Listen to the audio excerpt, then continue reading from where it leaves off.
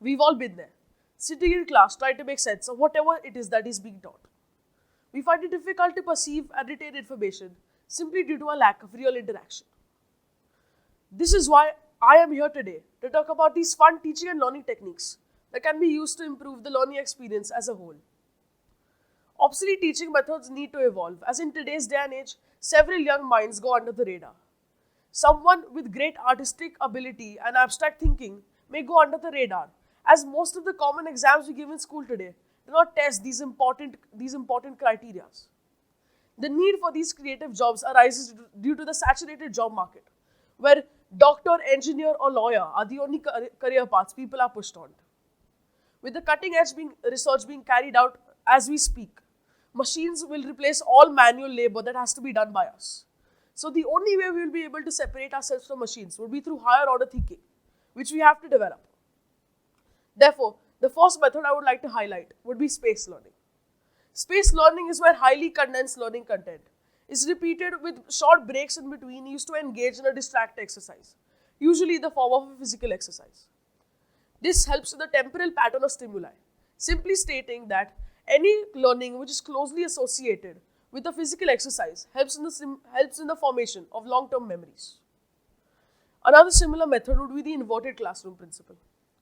The inverted classroom principle would be where students come prepared for the lesson before the class and use the precious time in the classroom to concretize major subjects and clarify their doubts. The classroom acts as a vector for the spread of information, as other students are required to come forward and solve each other's doubts, and there will be others who will do the same for them. This chain of peer-to-peer learning makes it possible. This chain of peer-to-peer learning is widely implemented on the college level, but is still to gain any widespread recognition in the middle school level where it is needed more than ever. Two other methods that go hand in hand are the design case, also known as the case study method, and the brainstorming method. The case study method is where the teacher gives the class a particular scenario on which the class has to work upon and find a meaningful result using core concepts. After the scenario is set, the class can be left open to brainstorm, where each student comes forward and puts forth their own ideas. And other people will be inspired by them and will do the same.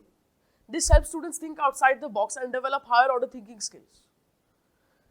This provides a real life experience and is an extremely desirable quality looked for in young entrepreneurs and businessmen, because it helps the brain make spontaneous decisions to solve problems effectively.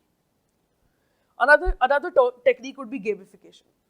Now, gamification would be making a quiz or a crossword or a quiz or a crossword, which can be solved by your peers to clarify major doubts. This can specifically be used in kindergarten or with children who have learning disabilities. So they are simply learning without actually knowing that they are. Another great method would be self-learning. Self-learning, we all know that curiosity is the main driver of learning, but self-learning isn't as tedious as we've all been led to believe. It's simply where a child studies the topics that he is interested in, and it helps him recall it for a longer period of time because it is done by the initiative taken by him himself.